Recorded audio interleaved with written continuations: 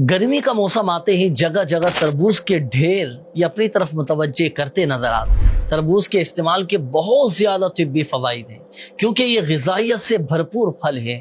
और आप जानते हैं नाज़रीन, हमारे प्यारे आका सल्लल्लाहु अलैहि वसल्लम ने अपनी हयात मुबारका में जिन ग़िज़ाओं को तनावुल फरमाया या उसकी तरगीब इरशाद फरमाई, उनमें से एक तरबूज भी है।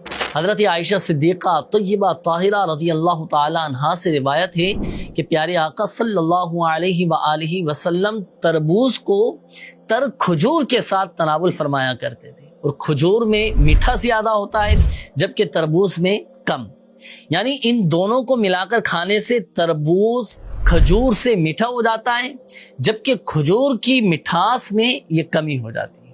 और इसका एक फ़ायदा ये भी है नाज़रीन कि तरबूज ठंडा है और खजूर ये गर्म, अब दोनों मिलकर ये मुतदिल हो जाते हैं। कहा जाता है कि तरबूज ये अफ्रीकी फल है लेकिन सयाहों की बदौलत ये दुनिया भर में मकबूल हो गया है और ये अपनी लज्जत, जायके, ठंडक और दीगर खुसूसियात की वजह से हर खास व आम में मकबूल है। इसकी बेल जो होती है ना, वो ज़मीन पर बिछी हुई होती है और उमूमन इसका फल 1 से 15 किलो के दरमियान का होता है।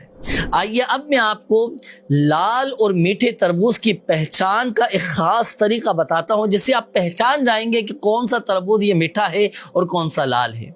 इसका तरीका यह होता है कि नाज़रीन, तरबूज के मुकम्मल जो इसके छिलके होते हैं ना, तरबूज के मुकम्मल छिलके, धारियां या गोल धब्बों का सब्ज रंग जितना ज़्यादा गहरा होगा उतना ही अंदर से लाल और ये मीठा निकले। आपने देखा होगा कि तरबूज खरीदने वाले, तरबूज बेचने वाले बाद औक़ात तरबूज पर हाथ मारकर चेक कर रहे होते हैं। क्या चेक करते हैं कि तरबूज पर हल्का सा हाथ मारने में अगर मध्यम सी आवाज़ आना शुरू हो जाए ना, तो ये उसके उम्दा और पके हुए होने की अलामत है। अब आइए नाज़रीन, मैं आपको तरबूज के फ़वाइद और उसकी खुसूसियात और जिस्मानी सेहत के लिए ये कितना फ़ायदेमंद है वो मैं आपको अर्ज़ करता हूँ। तरबूज आरिज़ाए क़ल्ब की बीमारियों से महफूज रखता है, दिल की बीमारियों से महफूज रखता है, आपके ब्लड प्रेशर को नॉर्मल करने के साथ साथ कोलेस्ट्रॉल को भी कम करता है। तरबूज में ऐसे मुरक्कबात की वाफिर मिक़दार पाई जाती है कि जो जिगर की सेहत के लिए बेहद मुफीद। इसी तरह इसमें बाज़ ऐसे मादे पाए जाते हैं कि जो जिस्म में चर्बी जमा होने से रोकते और फालतू चर्बी का खात्मा करते हैं।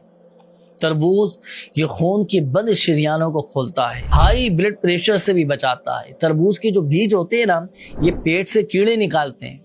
खाना खाकर हजम होने से कबल ये तरबूज खाने से हाजमे में फसाद भी पैदा हो सकता है, इसका भी ख्याल रखिएगा।